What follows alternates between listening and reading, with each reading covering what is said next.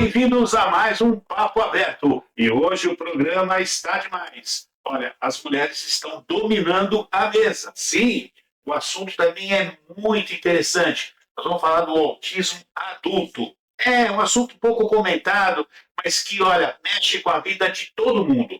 Eu estou aqui só com feras, tá? A minha querida amiga Lívia, terapeuta, convidada hoje, né, para estar me ajudando nesse bate-papo gostoso. A Cássia, que é professora da área de saúde também, faz curso de desenvolvimento social, é a nossa doutora, né? Posso chamar de doutora modelo com todo respeito, a doutora Cássia, psiquiatra. Vamos começar com esse assunto muito importante, né? E é um assunto que as pessoas às vezes não têm muito conhecimento, né? É um assunto que as pessoas não têm conhecimento, carregado de preconceito, carregado de estigma, consequentemente o autoestigma de quem está dentro do espectro, né? Verdade, é uma coisa bem interessante. Doutora, conta um pouquinho para a gente desse assunto do autismo, que é um assunto que está no nosso dia a dia. Né? Eu estou conversando com a Cássia aqui, se ela não fala, eu não ia jamais imaginar que ela tem um pouquinho de autismo, enfim, um pouco para a gente sobre isso.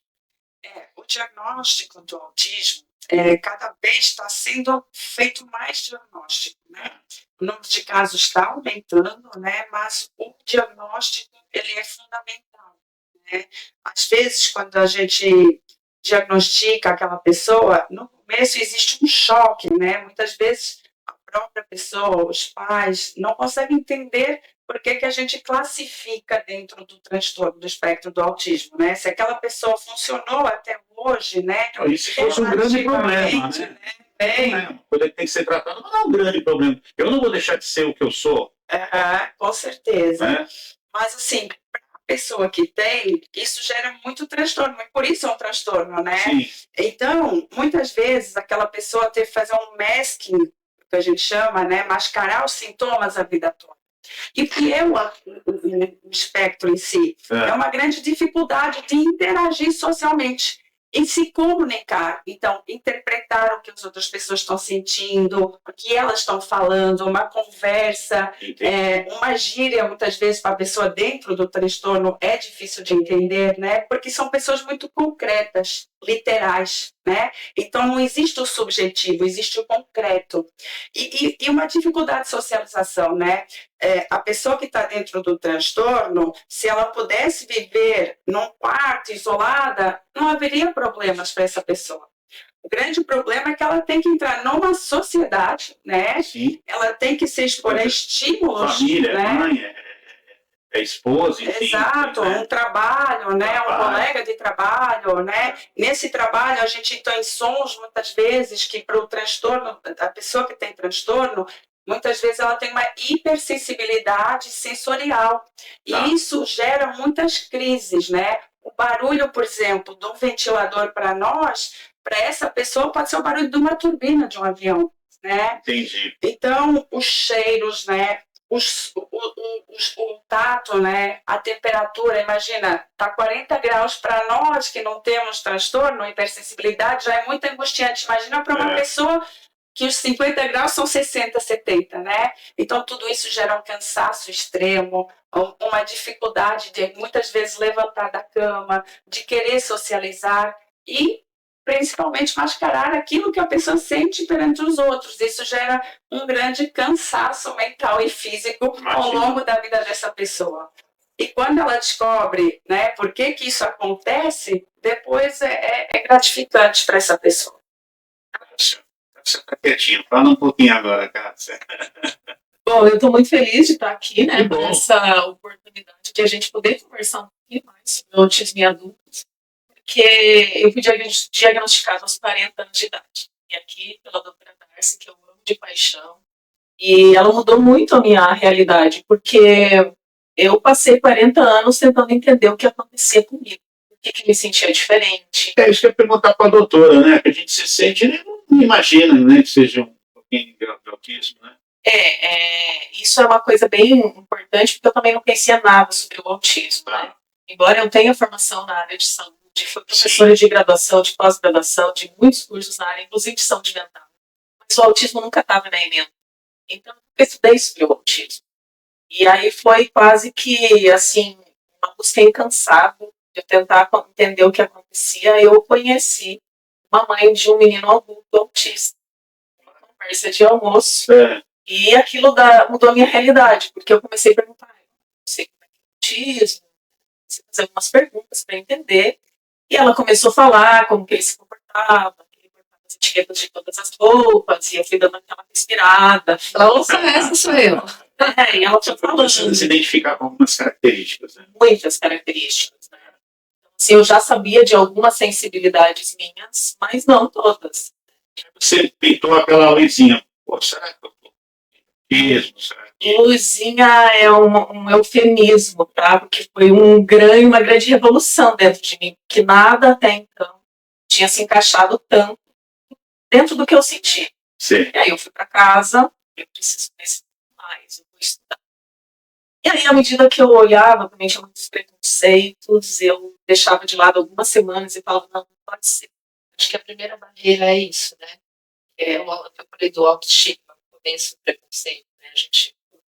Eu tinha muitos preconceitos, né? Então agora eu já consigo falar Não, doutora. livremente, mas o preconceito é pelo desconhecimento, Sim. né? Não no sentido de eu fazer de propósito algum comentário, mas eu acho que o desconhecimento.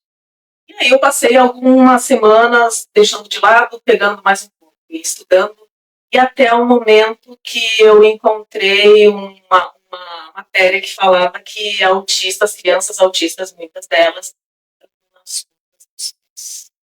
e aquilo foi uma pedra para mim, assim, porque eu estava querendo negar muito. E uma coisa que minha família sempre contou é que eu não tivesse uma criança. Então até fazia uma brincadeira que a Cássia ia ser bailarina quando cresci. Olha. Depois eu comecei a fazer karatê com 10 anos, aí eu fazia a brincadeira, né? Ao invés de virar bailarina, virar karatê. E aquilo era uma coisa que eu sabia de concreto. Eu falei, não é possível. Então vamos estudar um pouquinho mais e comecei a listar as características do que eu fui conhecendo, fui descobrindo.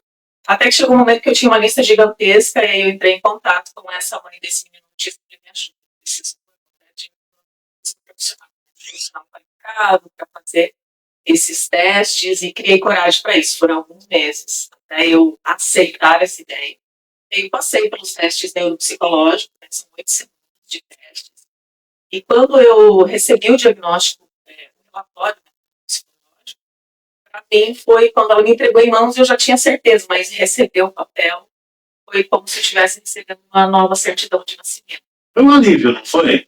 Foi. Você pode entender todo o comportamento, uma situação, né? É isso, doutor, essa é a grande pegada, é aceitar realmente numa boa, assim, poder... Exatamente. Muitos pacientes questionam porque, às vezes, você faz um diagnóstico, né, a avaliação neuropsicológica, ela pode e deve ser feita, só que, às vezes, na realidade do nosso país, nem sempre os planos de saúde ofertam essa avaliação, quando deveriam ofertar, né? Deveria ser coberto por todos os planos de saúde.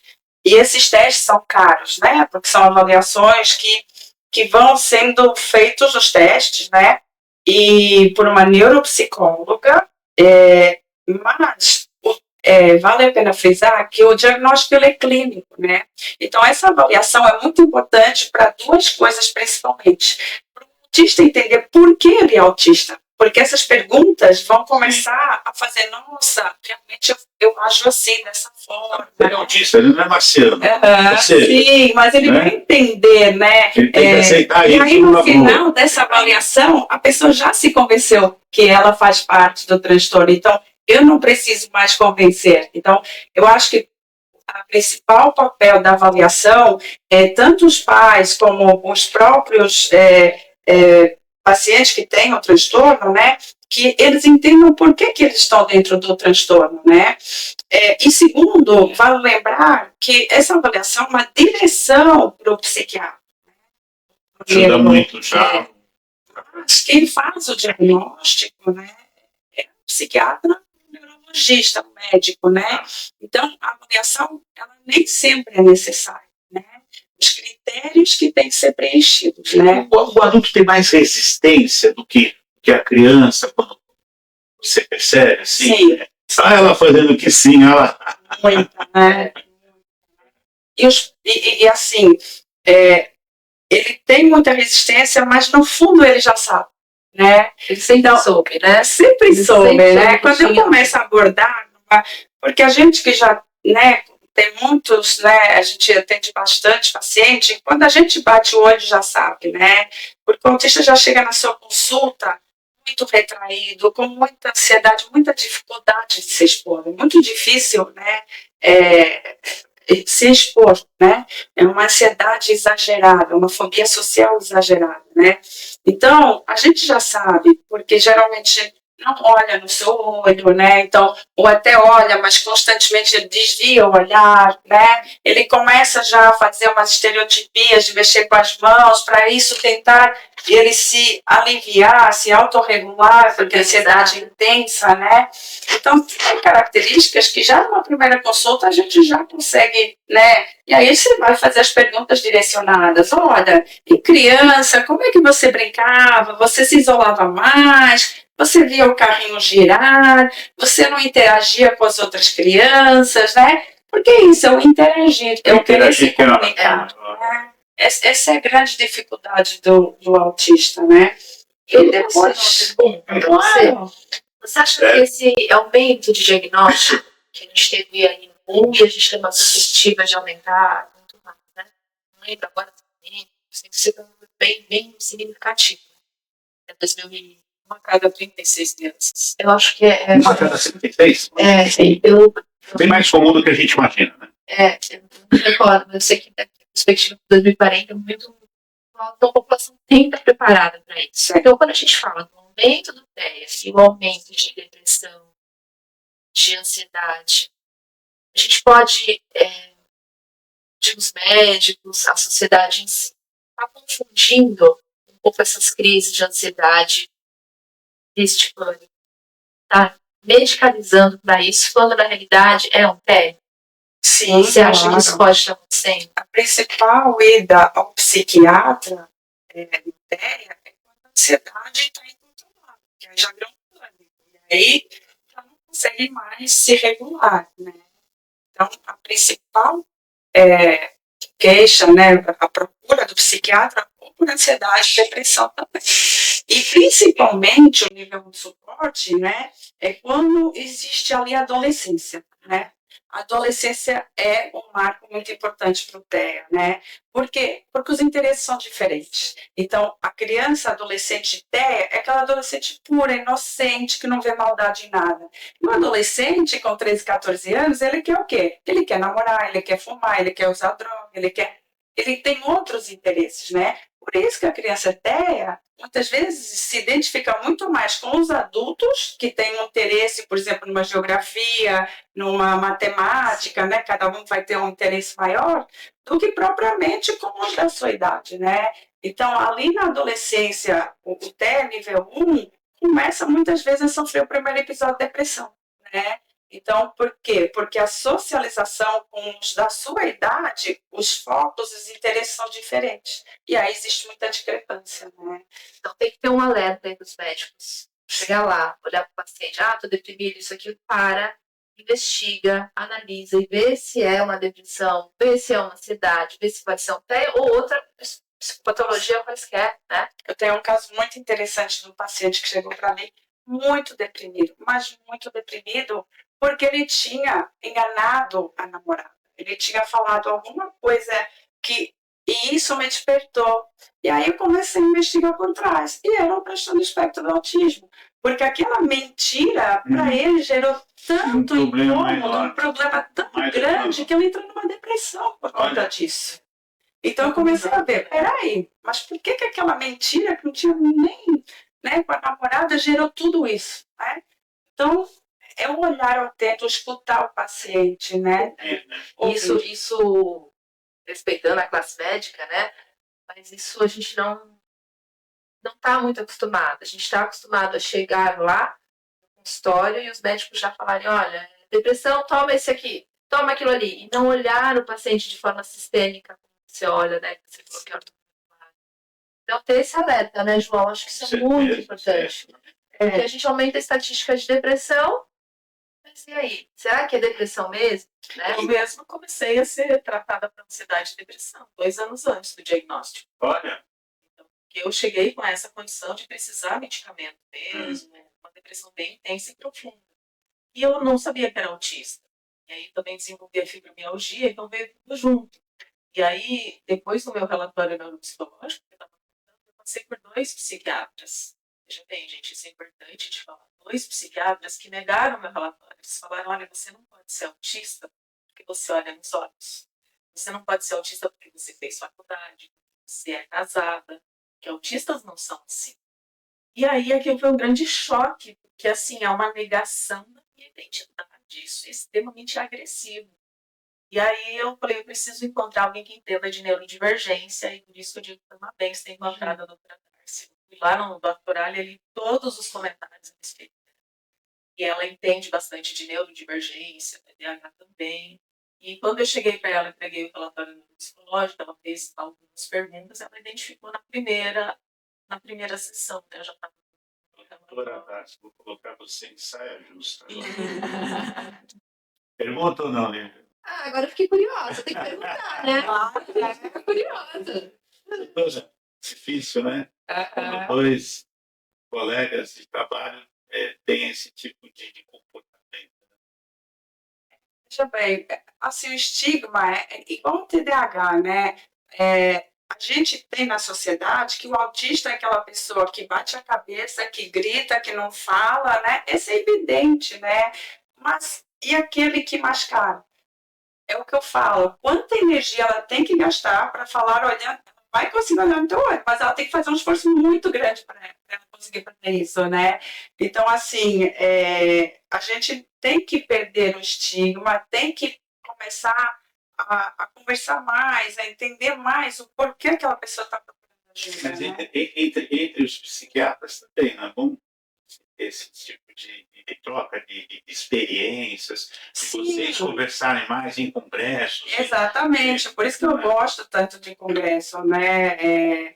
Agora eu vou, talvez, para Madrid, no Congresso Europeu de Psiquiatria, depois, esse ano vai ter bastante congresso internacional. Você volta aqui para falar o que você... E vamos fazer um de TDAH, só de TDAH em Praga também, se Deus quiser, porque assim, esses congressos ensinam troca entre a gente, entre os colegas, né? E hoje o que eu falo, assim, em vez de criticar, começa a estudar mais, né? Porque eu vejo muita gente, às vezes, criticando até o meu trabalho, mas não foi lá estudar por que isso pode ser usado, por que, por exemplo, um citocina pode ser usado, o canabidiol, né?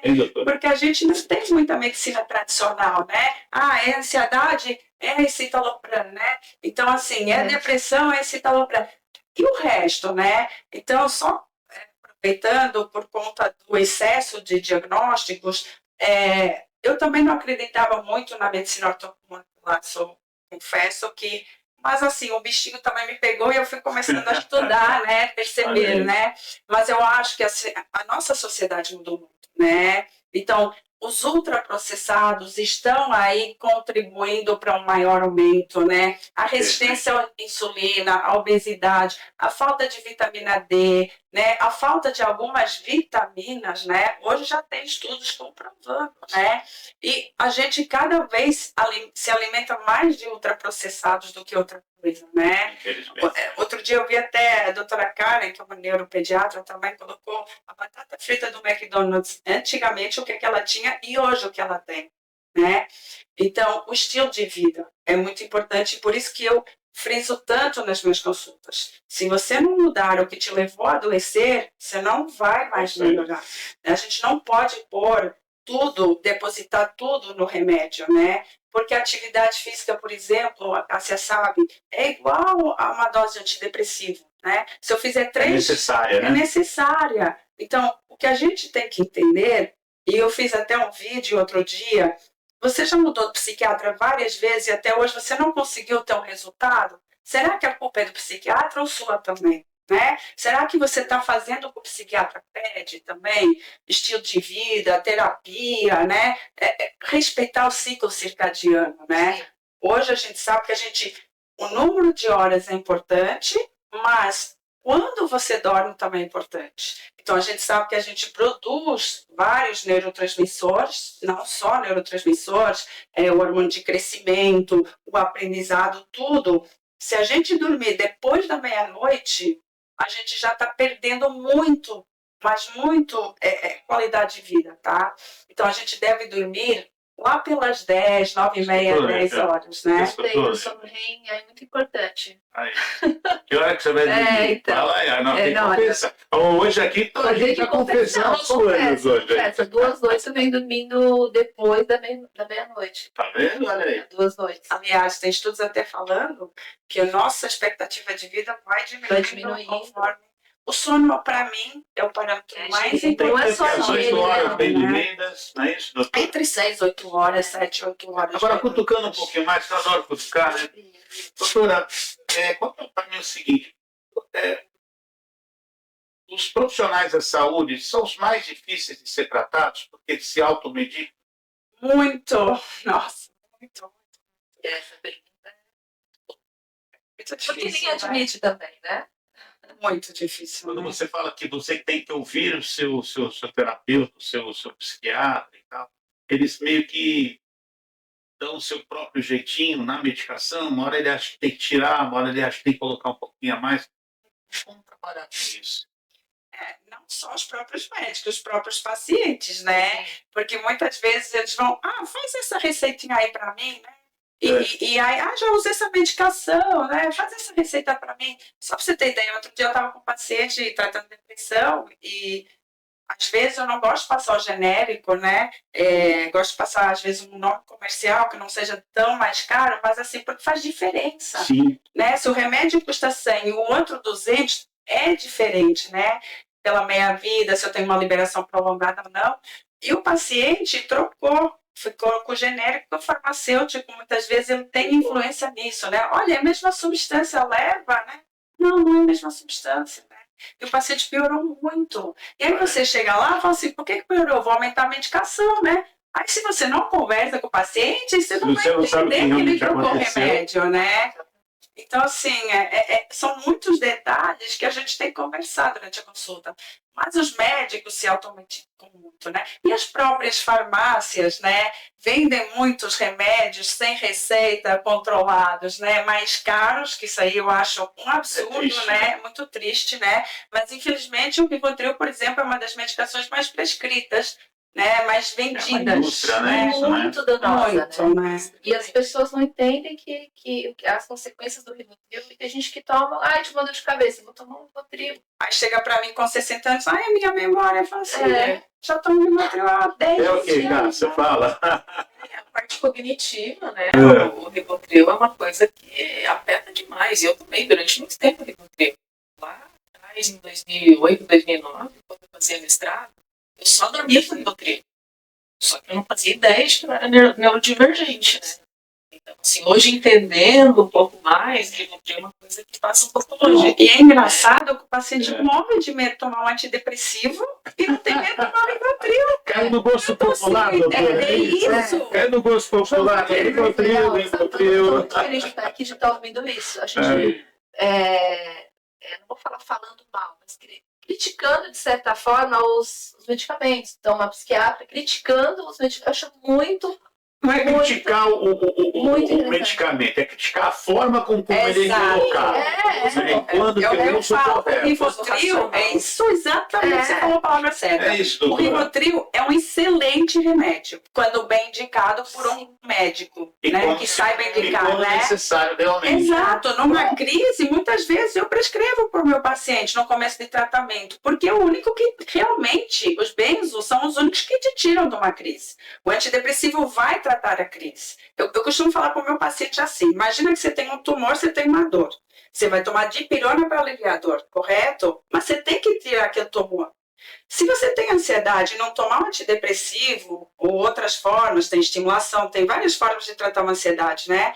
Mas na hora, o antidepressivo vai demorar para fazer efeito. As pessoas acham que vão começar a tomar. Tem paciente meu que fala assim, olha, eu estava tão ansiosa, fui lá, tomei uma fluoxetina. Piora, porque quando você começa no antidepressivo, os efeitos colaterais iniciais são piora da ansiedade, né? Então tem que começar devagar. Mas o benzo, né, o Rivotril, diazepam, é o único que te tira da crise, que alivia a crise, assim como a dipirona para dor, né? Então, quando você está começando um tratamento, e o que acontece? A pessoa se sente aliviada por Rivotril e vai tomando, porque aquilo alivia, né?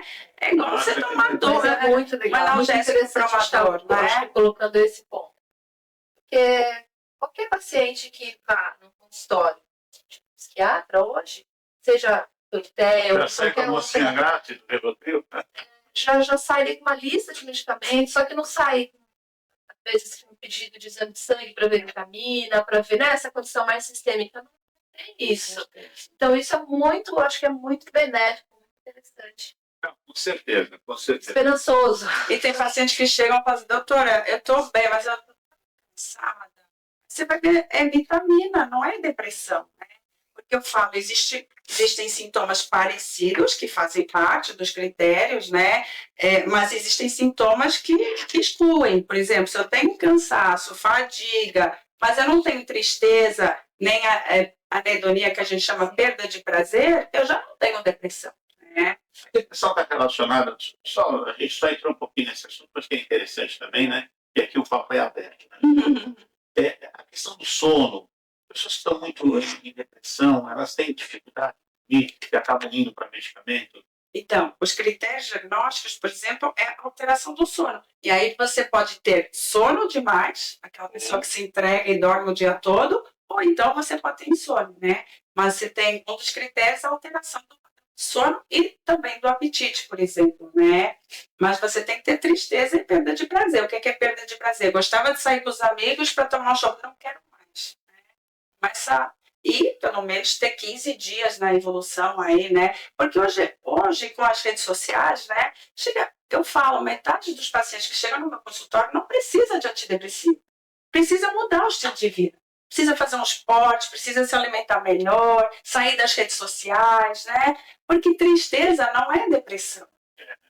Então, assim, hoje as pessoas não podem se frustrar, não podem ter momentos tristes, não podem ter uma frustração, principalmente os pais, eu acho que trabalham demais e querem agradar muito os filhos. Aí nós vamos entrar na geração Z. Ai. Olha, vou aproveitar o momento. Também, né? É o momento do jabá agora. É quem nos ajuda aqui no nosso papo aberto. E eu vou mostrar algumas empresas para vocês. Cadê nossas empresas aí? Vou falar um pouquinho. Doutora, precisando de um box, precisando fechar sua sacada maravilhosa lá, Casa Santos Vidro. O pessoal lá te atende, que é uma maravilha. E você lá na nossa... Não vou falar na sua distribuidora, também tem muito vidro, você já usa também a Casa Santos Vidro. Olha, eu estou aqui com esse fone de ouvido aqui, ó, sem fio. Tá? Esse aqui é um brinde da Extreme. E a gente já falou tanto dele nesses jabás todos, né? Já viu? Já ouvi. Mas hoje, olha, eu vou realmente dizer que o pessoal da Extreme é uma loja aqui no Gonzaga, tudo sobre informática, equipamentos e tal. E hoje, doutora, na hora do jabá, a senhora vai ser aqui agraciada com esse presente aqui da Extreme. Hoje sai, realmente. Saiu aqui. Porque não sorteio, porque se você não ganhava. Aí eu falo sempre isso também. Também não. Você fala isso, né, cara? Eu não ganho nada, já contei essa história aqui. Eu estava lá no cruzeiro, uma moça do lado que eu nunca vi, né? E ela estranhou, eu falei assim, olha, você quer me dar $50? O perfume vai ser sorteado custa 100. Eu estou com o premiado aqui. Obviamente, num grande sarro, né? Porque eu não ganho nada, né? Ela olhou pra mim, não, obrigado, eu vou ficar com o meu. Foi sorteado. Pois eu fui sorteado. Eu fiquei procurando a moça lá. Não falei. É uma loucura, né? Bom, a gente volta aí com mais as nossas empresas, Casa Fora, enfim. João, posso fazer uma pergunta?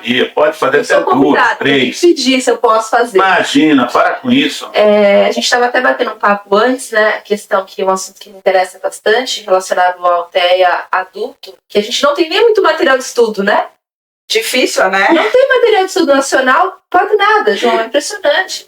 Que é triste, né? É impressionante. E a gente, quando a gente vai falar de sexo, então, a gente não tem, a RIC não tem mesmo material. Então, eu queria ouvir você um pouquinho sobre essa questão da sexualidade, você, a Cássia, né? Também. É uma pergunta bem básica, tá? Um autista ou TEA tem sexualidade? Uma pergunta bem básica, porque as pessoas não conseguem responder isso. Sim, claro que sim. O último Congresso Brasileiro de Psiquiatria, uma das aulas foi sobre a homossexualidade, né? Nos pacientes TEA, de um modo geral, tem uma maior incidência, né? Então, o que acontece? Muitas vezes eles não se identificam com o próprio gênero, né? E muitas vezes é difícil entender a sexualidade. Por quê? Porque se eu tenho uma hipersensibilidade ou uma hipossensibilidade, né? Por exemplo, o toque já faz parte do sexo, a carícia, né? E para eles é tão difícil, né? Então, assim, isso tudo tem que ser trabalhado, né? Outra coisa a pessoa TEA, ela tem o quê? Dificuldades na interação e na comunicação. Então, a pessoa TEA nunca vai te abordar, né? Tem dificuldade na abordagem. Ela não vai demonstrar. Ela não vai demonstrar. E muitas vezes não consegue entender que o outro está paquerando, porque ela não consegue entender a comunicação. Você nunca sabe que você está ali sendo paquerada, ela nem percebeu, né? Nem deu bola. E por isso, ela até falou, né, que um dos psiquiatras falou que ela não podia ser TEA porque ela é casada, né? Porque realmente os TEAs adultos geralmente ainda moram com a mãe, porque assim, tem dificuldade de procurar, de sair, de socializar, de interagir, né? E aí quando interagem tem dificuldade no toque, no abraço, né? De se entender, né? E às vezes também não tem interesse, né? Alguns, né? E outra coisa é o uso de antidepressivos, que eu sempre falo com os meus pacientes, né? Quais são os efeitos colaterais, né, Cássia? Eu falo que a gente prescreve o paciente, mas é um acordo, né? Eu falo assim, olha, existe esse remédio que vai custar X, vai ter esse efeito colateral, mas esse daqui custa Y. Então, esse efeito colateral a gente não percebe tanto, né? Porque é muito comum os médicos prescreverem um antidepressivo e não falar que vai diminuir a libido e o orgasmo, né? E principalmente na mulher. A mulher precisa ter orgasmo, né? Então, mulher tem que ter prazer, né, gente? Tem que ter orgasmo. E a maioria dos antidepressivos mais antigos vai sim mexer com a libido, vai dar ganho de peso e vai dar um embotamento afetivo que já é difícil no TEA. O que é embotamento afetivo? Então, a maioria das pessoas que usam antidepressivo, a grande reclamação é: eu ganhei na Mega Sena, ok. Eu perdi um filho, não consigo chorar. Eu não consigo chorar, não consigo mais demonstrar meu sentimento. Então, se uma pessoa TEA que já tem dificuldade, olha só, para você usar um antidepressivo, você tem que saber muito bem qual vai usar para não piorar aquele efeito colateral, né? Então, assim, a sexualidade sim é muito importante no TEA, né? E como trabalhar isso com o casal, doutora? Porque tá olhando para ela, fala aí então. Agora vamos na intimidade da Cássia. Ela quer falar, entendeu? Você sabe que a gente usa algumas substâncias que melhoram, né? A libido, né? Conta um pouquinho pra gente, Cássia. Primeiro que eu descobri tardiamente, né? Aos 40 anos, eu sou autista. Mas naquela lista que eu falei, que eu fiz no início, antes de ir para a psicóloga, uma das coisas era que os abraços são muito fortes, inclusive do meu marido. E eu perguntei para ele, uma das perguntas que eu fiz: as outras namoradas suas reclamavam que se abraçavam muito forte? Então aí foi um ponto de alerta. Eu não sabia que aquilo me deixava desconfortável, não tinha essa consciência. Tá. Então, sim, não é só abraço do marido, abraço da minha mãe também. Minha mãe, quando vai me abraçar hoje, cuidado. E assim, não é para todo autista que é assim, tá? Tem pessoas que gostam de abraço forte, que são assim, hipossensíveis, que sentem menos. Eu sou a pessoa que sente tudo mais. Mais dor, mais cheiro, mais luz. Eu sou hipersensível, então precisa ser um pouco mais leve. Agora, quando a gente não sabe que é autista, passa um bilhão de coisas na cabeça porque você não está entendendo o que está acontecendo, né? E assim, eu participo de muitos grupos de autistas adultos e é maravilhoso a gente ouvir as experiências dessas outras pessoas. Isso que a doutora falou realmente bem forte, né? Essa quantidade de pessoas que são ou bissexuais ou são homossexuais na comunidade autista. Então, teve um dos grupos que eu participei, uma das reuniões a gente estava falando sobre isso, nós tínhamos lá umas 15 pessoas, tinha só eu e outra pessoa que era heterossexual. O restante ou era homossexual ou bissexual. E isso é uma coisa que, assim, não preciso do estudo, mas é importante... E desculpa, só chegar um nível de suporte dessa comunidade. Tem vários níveis, mas a maioria é 1 e 2. Tá. 1 e 2, né? Porque são pessoas que se comunicam, não são... Explica pra gente o que é 1 e 2, tá? Para o pessoal que está nos assistindo. 2 e 3. Conta pra gente. O que é 1 e 2? Então, quanto mais suporte você precisa, maior seu nível, né? Isso principalmente em criança é muito importante, porque se a gente tem uma criança nível 3 e a gente tiver uma intervenção mais precoce com terapias, a gente pode mudar o nível para nível 2. Nível 3 geralmente é aquela criança que vai precisar muito do nível de suporte, né? Vai precisar de psicopedagoga, terapia aba toda, né? Geralmente são crianças que batem graves, que batem a cabeça, que não se comunicam, que nem vão chegar, às vezes, a ter uma comunicação, né? Sim. O nível 2, tá?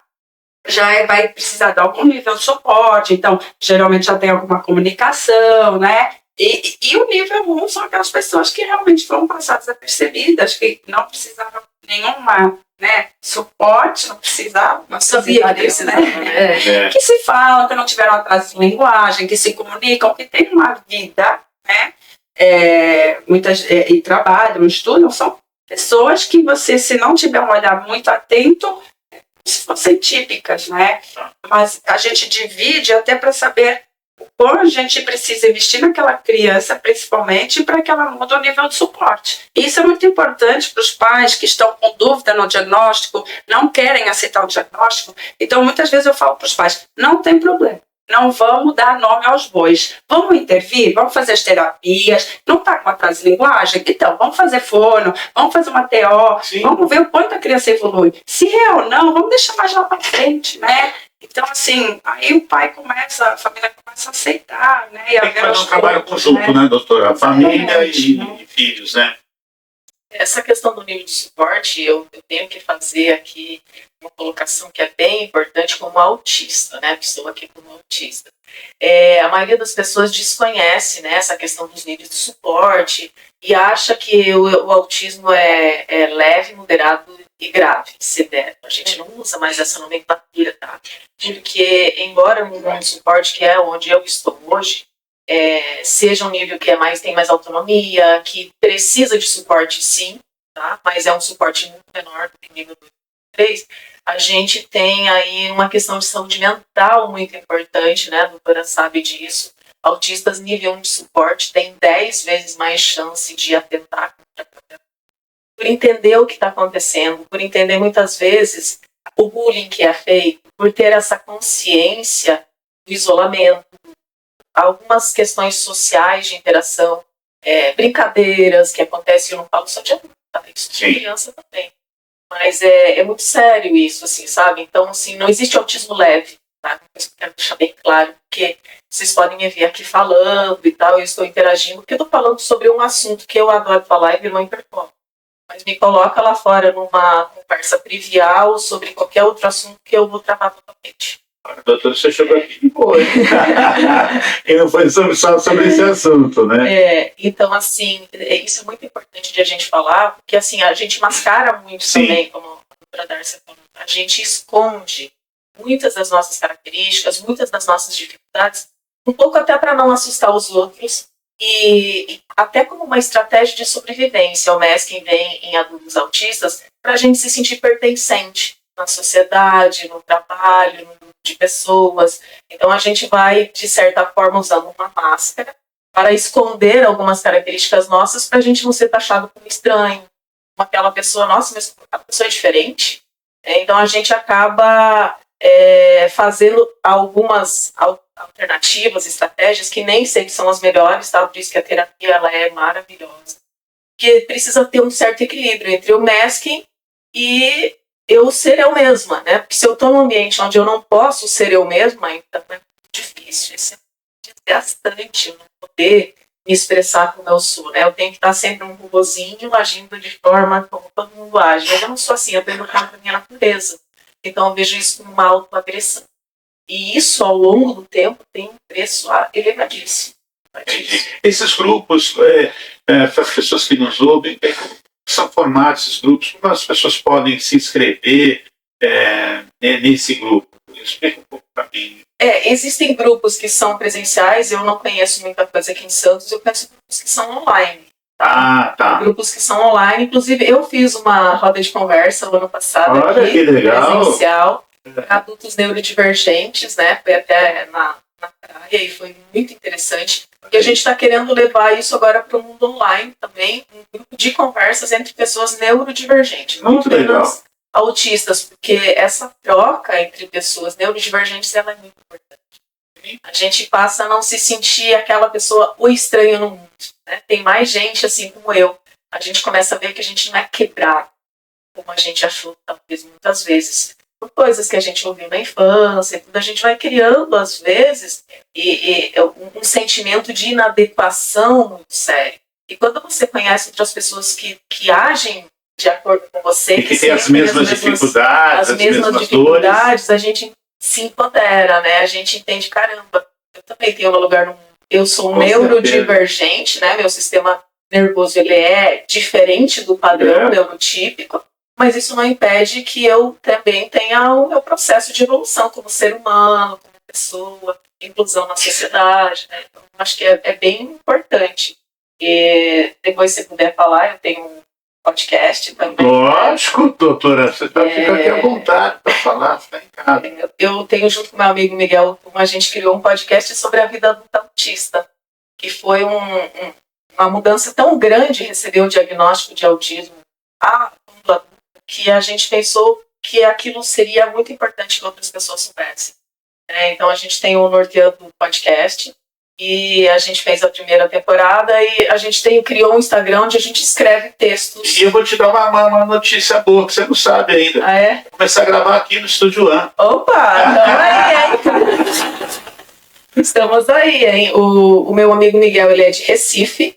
A gente não se conhece pessoalmente, mas nós nos encontramos em um desses grupos. Mas você pode fazer por aqui com ele, né? Pela podemos. E ainda tem mais convidados ainda participando, não é não? Com certeza. Grande surpresa. Nada combinado, hein? É assim que as coisas acontecem. Você sabe que quando a gente está falando, olha como o mundo de assunto é uma loucura. Acho que eu tenho uns problemas. Depois estava falando de cerveja, aí surgiu, estava com o mestre cervejeiro, eu e o Claudinho aqui, falando da cervejaria Santista, aí no meio do papo surgiu a ideia de fazer a cerveja do papo aberto. Então as coisas acontecem, né, de uma forma que elas têm que acontecer mesmo. Mas está super convidada para a gente realmente poder viabilizar que junto ao Estúdio é um assunto muito, muito interessante, gente. É muito legal. Doutora, eu quero dar uma cutucada de novo. Doutora, pós-pandemia. Pandemia e pós-pandemia. Como é que foi essa transição dos autistas, essa dificuldade que eu imagino que aconteceu? Para alguns sim, para alguns não, já estavam mais reclusos, né? Conta pra gente. Olha, isso é muito interessante, porque a pandemia em si foi algo que para o autista foi bom, né? Então, porque eles ficaram isolados, né? Assistindo online, no seu quarto, estava ótimo. Mas depois, quando precisaram sair de novo, foi mais difícil. Foi muito difícil. Então, muitos casos de ansiedade, muitos casos de depressão, né? Porque você já estava ali na sua zona de conforto, né? E de repente você teve que voltar para a escola. Então, eu tive ainda que fazer alguns pedidos para continuar tendo aula online, né? Porque estava realmente muito difícil de voltar a socializar. Os adultos? E os adultos também, porque será? Pararam a atividade física, a gente se alimentou pior, dormia a qualquer horário. Então você vê como o estilo de vida também interferiu tanto no número de aumento de casos de ansiedade e depressão. Porque as pessoas pararam as suas atividades físicas, né? Pararam de se alimentar melhor, comiam, né? Mais besteira, você fica mais contraído, né? E o sono, né? Você não tem que acordar cedo da manhã, vou deitar 2, 3 da manhã, vou ficando assistindo filme, série, vou acordar tarde para, né, o dia passar mais rápido, né? E o número de casos realmente pós-pandemia disparou, né? E também não vamos falar da condição socioeconômica das pessoas, claro. Muitas tiveram que sair de escolas, né? Escolas que já estavam acostumados, né? Então, assim, foi uma situação bem, né, complicada na área da psiquiatria. Legal. Vivian? Eu tenho mais uma pergunta. Me trata, né? Isso que ele falou que eu sou convidada especial. Imagina essa né? pessoa. Sempre deve ser Imagina. especial. Eu tenho mais uma pergunta voltada a essa questão desse diagnóstico. Quando a gente recebe esse diagnóstico, claro que para cada um vai ser diferente. Mas o que mais te... Vou perguntar mais para Cássia, assim, o que mais te chocou, Cássia? Qual foi o seu maior medo? Porque para as pessoas que estão ouvindo, acho que vai ser interessante. Assim, qual foi o teu sentimento? Assim, É um misto de emoções, né? Porque o primeiro sentimento que vem para a maioria das pessoas é um alívio gigante. Tipo, eu sempre soube quem eu era, mas eu não sabia o porquê eu era. Agora eu sei.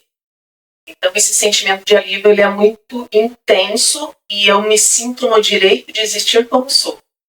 Eu até me arrepio de falar isso porque me emociona demais, sabe? Eu sempre fui uma pessoa bastante reprimida, com medo de julgamento de outras pessoas, porque eu tinha alguns comportamentos que as pessoas achavam estranho, então eu reprimia. Hoje em dia eu estou bem mais tranquila com relação a isso. Isso é uma das coisas que a gente ouve, mas fulano de tal, depois que recebeu o diagnóstico de autista, se tornou mais autista. Não existe isso, tá, gente? O que acontece é que a gente diminui o nosso mascaramento, o nosso masking. Então a gente começa a se sentir no direito de existir. Sim. E aí quem olha de fora fala, mas fulano de tal, antes do diagnóstico, não parecia autista, agora tá cheio de estereotipia e outras coisas. A gente vai entendendo, né, que esses comportamentos repetitivos, né, são autorregulatórios. Então, assim, eu tô aqui embaixo da mesa, a doutora tá vendo que eu tô com a mão aqui, ó. Então, assim, mas é uma coisa de autorregulação minha, entendeu? E, então, o sentimento de alívio, ele é muito importante. Mas ele não resolve tudo, né? Só o diagnóstico não resolve. Que ter um diagnóstico em mãos e eu não ter um tratamento direcionado não adianta de nada. Eu preciso de uma terapia direcionada. Eu fiz terapia durante muito tempo, mas voltada para autoconhecimento, para ansiedade, para depressão, não voltada para entender as características do autismo. Então, isso foi muito importante, passar por uma terapia direcionada. Isso é bem impactante. E aí, com o tempo que você vai processando e você passa pela autoaceitação, que é o mais importante de tudo, e ela não acontece imediatamente. Tem pessoas que vão aceitar, ok, mas eu demorei pra caramba. Inclusive, no meu trabalho, eu demorei mais de 1 ano para abrir o diagnóstico para outras pessoas. Por quê? Pelo preconceito que eu tinha. Você tinha? Eu tinha o preconceito, né?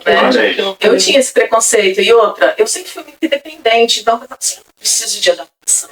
Por que eu vou abrir meu diagnóstico num ambiente que às vezes é bastante preconceituoso, né? Então, assim, também sou servidora pública, sou perita criminal, então é um ambiente, assim, que é mais fechado para algumas questões. Mas eu chegou no momento em que eu precisei revelar esse diagnóstico. Então, para cada pessoa vai ser diferente. O que vai estar sentindo, como vai estar sentindo. Mas o que mais trouxe calma e leveza para esse momento foi conhecer outras pessoas autistas. Isso é uma coisa que eu acho, assim, fundamental, sabe? Para você entender que está tudo bem, você sentir tristeza, às vezes, você chorar, né? A tristeza faz a gente refletir sobre muita coisa e a gente passa por um processo de luto quando recebe diagnóstico. Não dá para dizer que não, né? Porque assim é uma perda daquela identidade que a gente achava que era nossa, né? E aí depois com o tempo você vai processando, isso se torna uma grande liberdade. Eu acho que o sentimento que eu tenho hoje o diagnóstico de autismo é um diagnóstico correto, é de liberdade, de liberdade. Você tem noção que você é uma vencedora, né? Eu não consigo ver tanto assim quanto as outras pessoas veem, mas depois do diagnóstico, eu comecei a olhar para trás. Eu sou vencedora Olha mesmo. só quanta coisa eu fiz, mesmo às vezes tendo limitações, né? Então, disfunção executiva. Coloca lá eu para amarrar um cadarço pra você ver o que eu vou fazer. É difícil botar um botão. Só que são coisas que a gente vai pensando assim, mas eu sou atrapalhado. Mas eu bato no móvel, né? E fica. Vai assim, e depois você entende que aquilo tem uma explicação. Assim, eu não vou abotoar bem uma cabeça, mas eu vou fazer outras coisas com tanto foco e com tanta dedicação que vai ser excelente. Vai ser diferente, entendeu? Então, não olhar só para a nossa limitação é muito importante. Em relação ao diagnóstico, eu só queria pontuar que a pessoa que está dentro do transtorno, quer seja nível 1, 2 ou 3 suporte, ela tem direito, né, a todas as igualdades de uma pessoa PCD, né? O que é PCD? A pessoa com deficiência, né? Então, eu explico sempre, você não é uma pessoa com deficiência, porque é uma condição adquirida, né? O transtorno de espectro é uma condição que você já vem adquirida, já vem com ela, né?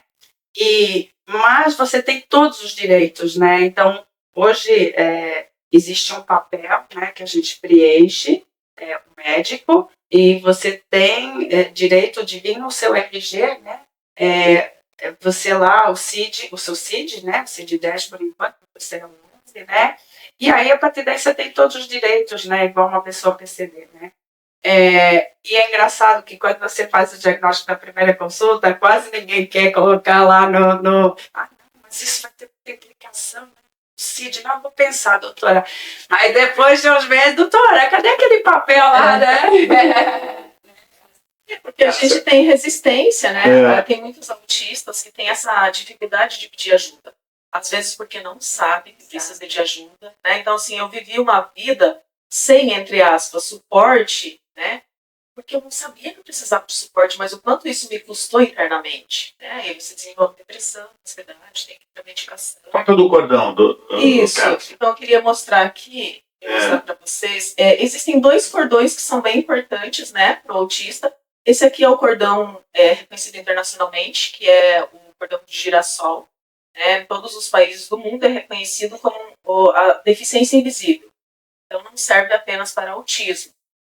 Serve para pessoas que têm epilepsia, que têm fibromialgia, pessoas que são surdas. Então, sempre que você vir uma pessoa usando esse cordão, é porque ela tem uma deficiência invisível. E que ela pode, sim, precisar de mais acolhimento, empatia ou até de um suporte, né? Eu também tenho aqui a minha carteirinha, CIP-TEA. Você faz através do site no estado de São Paulo, cada estado tem o seu. O que é a CIP-TEA? É a carteira de identificação da pessoa com transtorno do espectro autista. Então, você envia o seu laudo e você entra num cadastro e emite essa carteirinha. Essa carteirinha ela tem a sua foto, o endereço, o nome de uma pessoa de contato de emergência e tem o laudo também, se você for, por exemplo, entrar num evento cultural que acha que você não é autista. Aqui vai estar o laudo, QR Code, tá? Então, assim, às vezes acontece isso, tá? No fato de a gente aparentemente não parecer autista, né? A gente é questionado.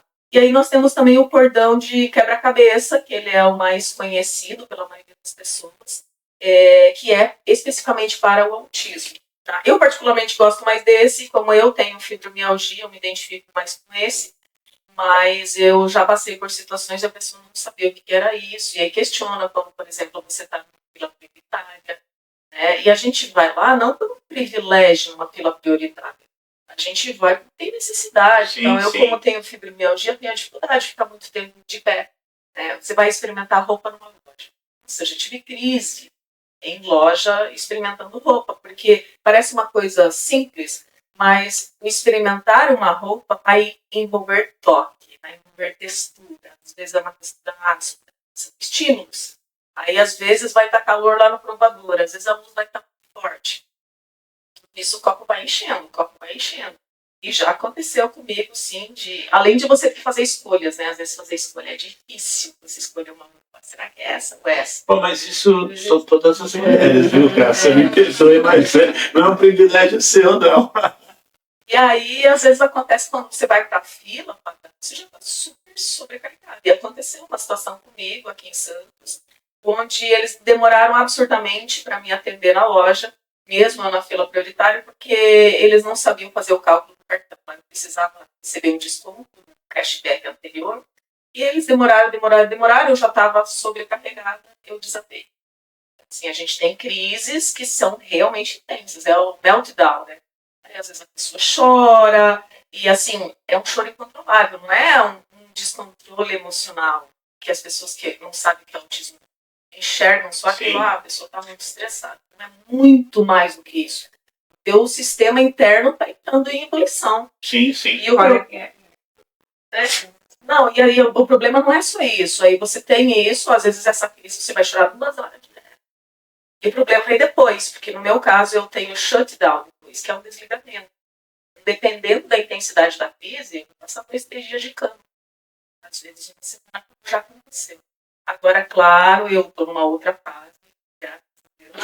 Estou conseguindo entender mais os meus limites, então não estou mais passando por situações tão intensas, mas já passei sim. Só queria falar uma coisa em relação à prioridade. Fila, tem uma filha também especial, e às vezes é muito ridículo você ver, né? Você tem a fila da prioridade, né? Mas hoje, se você for contar, idoso é prioritário a partir de 60 no Brasil, né? Então, assim, às vezes tem um caixa para prioridade, né? E 10 para pessoas, né? Demora mais. Demora mais a prioridade do que, né? Acho que as pessoas também têm que ter mais consciência em relação a isso. Bom, doutora Darcia, estamos encerrando o nosso programa. Já? Programa bom, mais rápido. Doutora Darcia, família. Qual conselho? Deixa essa dica aí para filhos, familiares. Isso é muito importante, né? Alguém falou que tinha um neto autista e a primeira pergunta que eu fiz foi: e o pai? Porque falou da mãe, né? Existe uma estatística, né, que a maioria dos pais cai fora, né? Então, assim, é muito difícil para essas mães, né, a solo. E aí cair fora. Cair fora é pedir divórcio, né? Separar da mãe, né? Porque não é fácil uma criança autista, né? Ela chora muitas vezes, não sabemos porquê, desregula, faz, né, show, né, não pode sair de casa. Então, assim, muitas vezes aquele pai começa a não querer participar, não querer, né, interagir. Claro, existem pais e pais, né? Mas existe uma grande incidência de casais separados quando tem filhos autistas, né? Isso a gente sabe que é uma realidade. E aquela mãe fica, às vezes, sem conseguir trabalhar porque tem que levar aquela criança, né? Aí fica, né, chorando por pensar assim, o pai, independente de ser separado ou não, ele tem que participar, né? É muito importante. E eu já vi pai falando, eu falando que a criança é autista, e o pai fala assim: imagina, doutora, ele só faz isso com ela. Comigo ele fica um dia com o pai. E aí esse dia o pai dá tudo, o pai não faz uma, né? Então, assim, gente, a mãe com certeza está fazendo o máximo que ela pode ali, né? Então, assim, a família é muito importante. E também você vê avós participando, levando, isso é muito lindo, né, de ver. E principalmente, né, participar das consultas, participar das terapias, tanto pai, mãe, irmão, né? É muito importante para aquela criança. E as dicas, doutora? Não manter um comportamento que as pessoas podem identificar facilmente. Você deu algumas dicas aí, né? Mas tanto o infantil acho que é até mais fácil do que o adulto, né? Tanto que a raça foi descobrir com 40 anos. Quais são a família pode perceber e falar assim: vamos fazer um consulta, vamos procurar um especialista? Então, que nem eu já falei, aquela pessoa, ela tem dificuldade então de interagir, de olhar nos olhos, de continuar uma conversa. Por exemplo, o adulto autista é assim: você está num elevador, você fala assim, hoje está só, né? O autista vai falar assim, tá, mas ele não devolve a pergunta, né? Não existe uma troca, uma comunicação, né? Ele é literal, ele é concreto, monossilábico, digamos assim, né? As hipersensibilidades, as crises, a dificuldade de socializar, a dificuldade de sair da rotina. Então, a pessoa autista gosta de sempre ir pelo mesmo caminho, se ela tem que sair do caminho, se ela tem que se desprogramar em cima é uma crise, né? Padrão de vestuário, então, né? Muitas vezes é até diagnosticado como toque, né? Porque Sim. gosta de manter tudo certinho, né? As organizações, né? Então, assim, são pessoas que têm geralmente poucos interesses, assim, por coisas, são pessoas muito honestas, muito verdadeiras, né? Então, eu falo que o jeitinho brasileiro de ser pro autista é terrível, né? Então, assim, imagina você passar uma fila quando não deve, isso para ele é muito, então tem muito senso de justiça, né? Então tem muitas vezes um tom de falar sempre no mesmo tom, né? Então assim, são características, estereotipias, andar de um lado para o outro, se acalmar com alguns gestos, né? E um sofrimento muito exagerado muitas vezes, né? Então assim, um especialista. Exato. Sem medo, né? Sem problema. Eu só queria falar mais uma coisa em relação ao especialista, tá? Eu vejo muito no meu consultório, mas muito, gente, o estigma do psiquiatra, né? Então, assim, muitas vezes começa na terapia sem passar por um psiquiatra, né? Gente, não façam isso. Por quê? Porque, assim, aquela criança às vezes perdeu 3 anos na terapia, quando deveria ter o psiquiatra que vai indicar, né, o melhor terapia para aquela criança, se precisa ou não de medicação, qual o diagnóstico, porque senão como é que o terapeuta vai trabalhar? Isso serve para o adulto também. Exato! Sim. Então, a gente não tem estímulo, hoje todos os adultos, quase todo mundo faz terapia, eu não sou contra, eu sou contra você estar numa terapia sem saber o seu diagnóstico. Mas aí não envolve os psicólogos também? Sim, o psicólogo não diagnostica. Mas eu acho que eles deveriam encaminhar mais. Eles têm que encaminhar para o psiquiatra. Exato. Não, mas aí eu vejo muitos psicólogos achar assim, não, se eu vou encaminhar, como se eu não estivesse dando conta. Não, muitas vezes não precisa medicar. Mas eu preciso falar assim, olha, ele tem ansiedade, porque, claro, ele tem ansiedade porque eu tenho um TDAH por trás não tratado. Você entendeu? Então, começa a tratar o TDAH dele. E pode ser um tratamento só com psicóloga. Se organizar, saber que tem que primeiro escovar os dentes, saber que tem que entregar o trabalho, fazer lembrete. Então, tem várias coisas que você pode intervir como psicóloga para não gerar tanta ansiedade naquela criança. O trabalho flui tão mais bonito, não é? Eu acho lindo, né? Mas você está na causa, né? O trabalho das duas partes. E quem se beneficia? O paciente. Com certeza, né? Bacana, gente. Prazer imenso ter vocês aqui. Vocês vão ter que voltar. Não vai ter jeito. O papo é muito bom, esse papo aberto está muito legal. Cássia, novamente, você, para mim, acho que para todos aqui, você é uma vencedora. Uma salva de palmas para Cássia aí. Doutora, estou encantado. Realmente, você foi muito clara e objetiva, né? Colocou assim, espontânea, né? E a Lívia, a gente ficou um pouquinho mais tímida, fez só 2 ou 3 perguntinhas, né, Lívia? Mas foi poucas, viu? Da próxima a gente vai escutar mais dela. Gente, muito obrigado pela presença de vocês, a todos que nos ouvem em casa. Se vocês quiserem mandar algumas perguntas também, eu tenho certeza que, na medida do possível, a gente vai poder respondê-las também. E eu fico muito feliz desse programa Papo Aberto. Ele está sendo tão aberto, tão agradável, né? Assim, a gente está podendo abordar vários assuntos sem pré-julgamentos, sem ser A, B, C ou D, ou seja, a gente está deixando realmente as pessoas virem e darem seu recado e darem as suas informações. Hoje é um assunto, né? Olha aí, quanta coisa que a gente falou aqui. Muita coisa. Né? Vai ter muito corte esse programa aí, né? A Roberta, a Lídia está realmente... Posso colocar uma coisa, assim, um pouquinho bem rápido?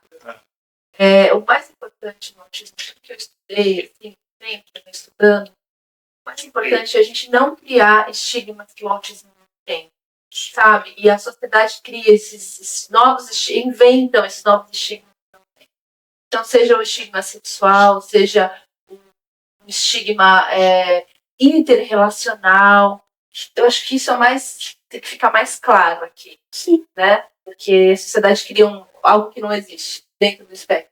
O conhecimento, né? O conhecimento traz luz para a gente conseguir olhar com clareza a situação. E aí esses estigmas, eles são criados geralmente por desconhecimento, né? Porque a gente às vezes não sabe como agir e aí o conhecimento vai ser Sabe o que eu tô me lembrando aqui? orientação. Que ia ter um sorteio, hein? Antes de eu encerrar Olha, o programa, olha acho que ia ter um só. sorteio. Olha. Aí passou a hora do jabá, ninguém falou E a gente não nada. podemos ver uma foto. Olha aí, olha aí. A Cássia que trouxe. Um pouquinho. Olha aqui. Esse aqui. Esse é uma camiseta, né, da nossa marca Norteando. Posso abrir? É claro. Vamos abrir, né? Olha aí. São camisetas que falam Olha. por você, né? Então essa é a minha deficiência invisível, mas Olha eu pra não cá, sou. peraí. É uma das que eu mais Tá vendo aí, gosto. galera? Que Olha lá. linda. É a nossa marca de camiseta, Tem uma qualidade. série de camiseta Reserva. também. É escritora, né? Olha lá. Então a gente mantém esse Escritora. trabalho, né, de falar sobre o autismo, e as camisetas é uma forma de a gente poder manter ainda mais esse trabalho. E a gente acha onde, o Cássio? Na internet? Como é que a gente... Isso Só pode quer entrar comprar. lá no nosso Instagram, Ah. norteando_SE, depois pode deixar o Sim, endereço. estamos colocando. E lá a gente tem, no link da bio, tem o link da loja, a gente tem o nosso site, a pessoa compra online, enviado para qualquer lugar do Brasil, pode escolher o seu tamanho, e o mais legal, que eu gosto de falar isso, tá, gente, é porque ela não tem etiqueta costurada. E isso para autista é uma muito coisa importante, maravilhosa. é. A malha é muito gostosa, então Ah, assim, boa, nós lá. testamos muito, várias, até a gente chegar nessas. Ô, Cássio, aí o Papo Aberto vai fazer como aqui? Vai sortear? Essa aí é o que eu trouxe, é tamanho M, mas se a pessoa sorteada ela precisar de um outro tamanho, aí a gente envia também. Então pode sortear. A gente vai criar, então, isso. ali direitinho, acompanhando você lá, dando uma curtida e acompanhando o Papo Aberto, a pessoa participa desse sorteio dessa camiseta, pode ser o tamanho, a gente vai adequar a ela, né? Isso, ela passa os dados da camiseta, a gente envia na casa dela. BMG. GG, tem uns oversize também, infantil também. Bacana, hein, gente? Todo Ó, mundo. encerrando aqui o nosso Papo Aberto de uma maneira super bacana, hein? Gostei mesmo dela, olha, eu gostei mesmo, viu? E usar. Eu também quero, já vou comprar uma. A gente não tem só camisetas para autistas e neurodivergentes, tá? A gente tem várias camisetas com frases de acolhimento. Isso é legal, muito olha aí. importante também. Então a gente gosta muito assim, de frases que empoderam a gente, porque a gente precisa disso, né? Então a gente tem várias camisetas lá falando, olha, você é uma pessoa, para você presentear outra pessoa, você é uma pessoa muito importante na minha vida. A gente tem várias camisetas assim que pode ser para outras pessoas. Parabéns aí. Parabéns por esse empreendedorismo aí, muito bacana, gente. Encerrando então o programa, hoje eu nem abri a agenda, hein? Olha, o papo estava tão bom, mas tá tendo muita novidade bacana aí que vocês vão ver. Hoje estaremos recebendo aqui um sensei, o pau vai quebrar hoje, jiu-jitsu, não brinca com homem não, hein? O negócio vai ser muito bacana também, o Claudinho vai estar aqui na mesa, nós vamos fazer uma matéria muito bacana, né? Sobre jiu-jitsu, uma arte marcial que dá realmente um equilíbrio, trabalha com as emoções, é Eu muito faço interessante. É ótimo. Ai, meu Deus do céu, olha aí. Adoro indicar jiu-jitsu para paciente autista, para paciente com depressão. É muito importante. É bom, doutor? Olha aí. Vou falar com você hoje. Concentração, né? Bom, Fiz né? karatê por 13 anos. Ih, meu Deus do Karatê céu, ainda também bem que teu me marido manteve. é atleta também. Porque você sabe, né, amigo? Tá Fight. mexendo Para esse treinamento. É bom, né? Mais uma vez, muito obrigado a todos vocês que nos assistiram hoje. Acompanhem o Papo Aberto, trazendo sempre novidades e assuntos muito importantes como o de hoje. Tá? Obrigado pela audiência, pelo carinho. Beijo a todos. Valeu. Grande abraço, Beijo, meninas. gente. Obrigada. Sucesso. Tchau.